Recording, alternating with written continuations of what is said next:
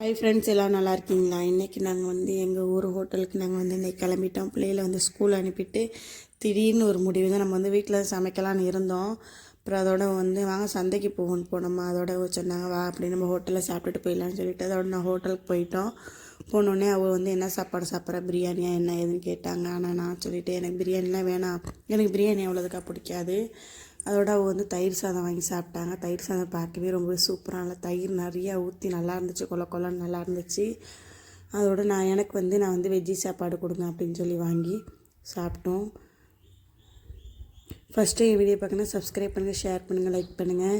அப்புறம் white rice வச்சாங்க, அப்போல்லாம். அப்புறம் உருளைக்கிழங்கு கூட்டு, அப்புறம் சவுக்காய் கூட்டு, அப்புறம் கத்திரிக்காய் கூட்டு, அப்புறம் துவையல் வச்சுருந்தாங்க. அப்புறம் ஊறுகாய், அப்புறம் பாயாசம் வச்சுருந்தாங்க. நான் சாம்பார் தான் ஊற்றி சாப்பிட்டேன். வத்த குழம்பு ஊற்றிக்கிறீங்களான்னு கேட்டாங்க. ஆனால் நான் சாப்பிடலை.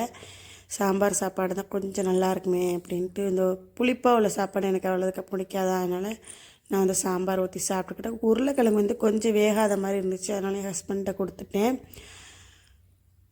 அப்புறம் என் பிள்ளைகளுக்கு தெரியாமல் தான் நான் இது போனேன். நான் திடீர்னு முடிவு எடுத்து போனது. ஏன்னா நான் பிள்ளைகளை விட்டுட்டு என்றைக்குமே நான் போய் சாப்பிட்டது கிடையாது. தான் ஃபஸ்ட் டைம் நான் ஹோட்டலில் போய் பிள்ளைகளை ஸ்கூலில் விட்டுட்டு போய் சாப்பிட்டது.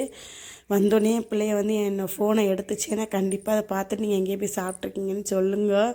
ஆனால் என் பெரிய பையனுக்கு இன்ன வரையும் தெரியாது நான் போய் சாப்பிட்டது. அப்புறம் வெங்காய போண்டா வச்சாங்க.